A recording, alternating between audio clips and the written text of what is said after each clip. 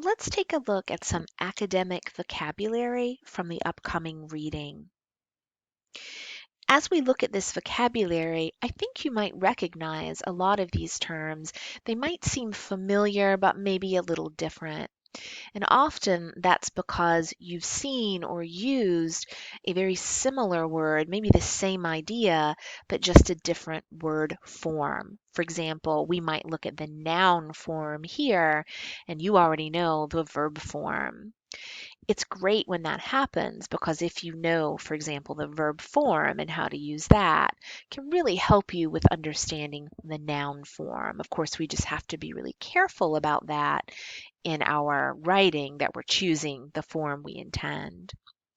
But let's take a look. First, acknowledgement. Acknowledgement. This is a noun, which means a way of showing that you notice or you appreciate something or someone.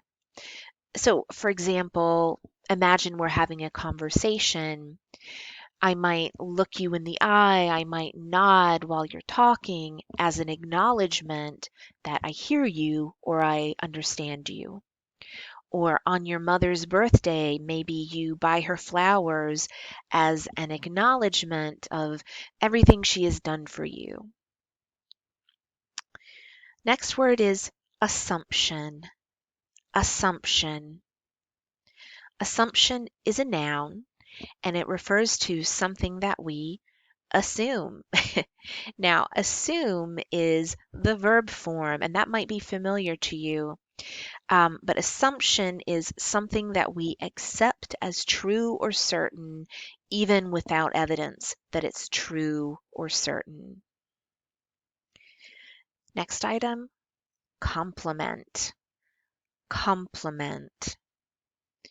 This is a noun which means an expression of admiration or praise. For example, if I look at your essay and I say, wow, you used a very rich range of vocabulary and I love these interesting details you included, that's an example of me giving a compliment to your writing. Notice the spelling here. Notice there is an I in the middle of this word because there is another noun, complement, that is spelled a little bit differently. And I'll type it here um, just so you know the other word. And this one has a completely different meaning. So notice the spelling of complement as we're going to see it in this reading. Next is daunting. Daunting is an adjective, and it refers to something that seems difficult to do or intimidating. For example, if you're standing at the bottom of a mountain and you look up at that mountain and it's really tall and high and you know you have to climb it, well, that mountain might seem daunting to you. Next item, fleeting. Fleeting.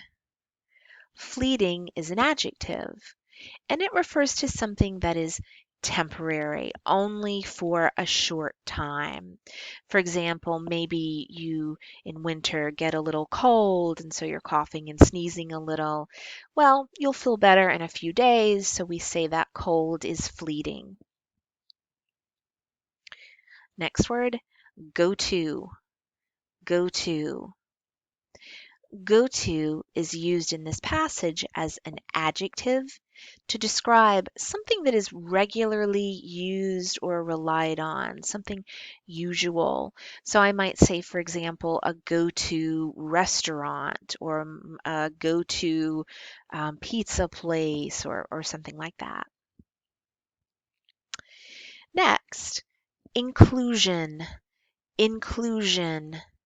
This is a noun and it means the act of including someone or the act of accepting someone into the group. And when we talk about inclusion, it could mean accepting a particular individual person, or it could mean accepting maybe a smaller group into a bigger group, something like this as well. Next item, reluctance. Reluctance is a noun and it describes the feeling or state of not wanting to do something. Next, seemingly. Seemingly is an adverb and it means appearing to be something, but maybe not really being that thing. I mean, especially appearing to be something when it isn't true. So if I were to describe someone as seemingly happy, it kind of hints that they look happy, but maybe they're not really happy. Next, shortchange. Shortchange. Shortchange is a verb which means to cheat someone or treat them unfairly by giving them less than they deserve. This verb comes from the idea that, for example, if you go to a store and you pay for an item and they give you back not enough change for your money, they're cheating you and keeping some of your money, they are short changing you. But we can use this to apply to other situations where someone is being cheated or treated unfairly. So it's not only in stores. Next, trivial.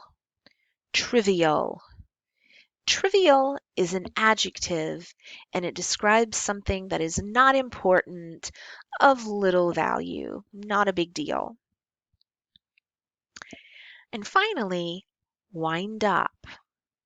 Wind up is a verb. It is actually a phrasal verb, which means to arrive, to end up, or to finish in a situation which may or may not be the situation that you wanted or expected or intended.